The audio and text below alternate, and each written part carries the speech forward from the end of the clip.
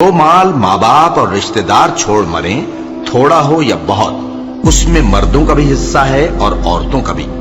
ये हिस्से अल्लाह के मुकर्रर किए हुए हैं। और जब मीरास की तकसीम के वक्त गैर वारिस रिश्तेदार और यतीम और नादार लोग आ जाएं, तो उनको भी उसमें से कुछ दे दो और उनसे माकूल बात कहो।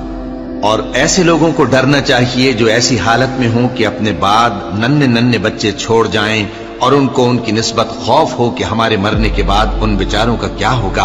बस चाहिए कि ये लोग अल्लाह से डरें और दुरुस्त बात कहें। जो लोग यतीमों का माल नाजायज तौर पर खाते हैं, वो अपने पेट में आग भरते हैं और जरूर दोज़ख में डाले जाएंगे।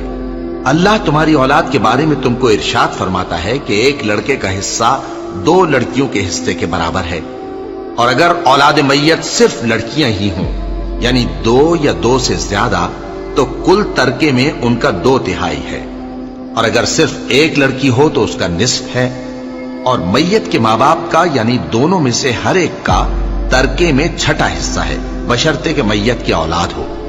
और अगर औलाद न हो और सिर्फ माँ बाप ही उसके वारिस हों, तो 1/3 माँ का हिस्सा है। और अगर मैयत के भाई भी हों तो माँ का 6ठा हिस्सा होगा। और ये तक़सीम तरका मैयत की वसीयत की तामील के बाद जो उसने की हो या कर्ज के अदा होने के बाद जो उसके जिम्मे हो, अमल में आएगी। तुमको मालूम नहीं कि तुम्हारे बाप दादों और बेटों और पोतों में से फायदे के लिहाज से कौन तुमसे ज्यादा करीब है। ये हिस्से अल्लाह के मुकर्रर किए हुए हैं और अल्लाह सब कुछ जानने वाला है, हिकमत वाला है। और जो माल तुम्हारी बीवियां छोड़ मरें, अगर उनकी औलाद न हो तो उसमें से निस्फ तुम्हारा है। फिर अगर उनकी औलाद हो तो तरके में तुम्हारा हिस्सा 1/4 है। लेकिन ये तक़सीम वसीयत की तामील के बाद जो उन्होंने की हो या कर्ज के अदा होने के बाद जो उनके जिम्मे हो, की जाएगी। और जो माल तुम मर्द छोड़ मरो, अगर तुम्हारी औलाद न हो तो तुम्हारी बीवियों का उसमें 1/4 हिस्सा है। फिर अगर तुम्हारी औलाद हो तो उनका 8वां हिस्सा है। ये हिस्से तुम्हारी वसीयत की तामील के बाद जो तुमने की हो और अदाए कर्ज के बाद तकसीम किए जाएंगे। और अगर ऐसे मर्द या औरत की मीरास हो जिसके न बाप हो न बेटा, मगर उसके भाई या बहन हो, तो उनमें से हर एक का 6ठा हिस्सा है। और अगर एक से ज्यादा हो तो सब 1/3 में शरीक होंगे।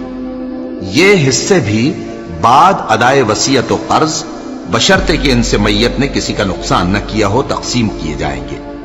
ये अल्लाह का फरमान है और अल्लाह निहायत इल्म वाला है, बुर्दबार है। ये तमाम अहकाम अल्लाह की हदें हैं। और जो शख्स अल्लाह और उसके पैगंबर की फर्माबरदारी करेगा, अल्लाह उसको बहिश्तों में दाखिल करेगा जिनमें नहरें बह रही हैं, वो उनमें हमेशा रहेंगे और ये बड़ी कामयाबी है।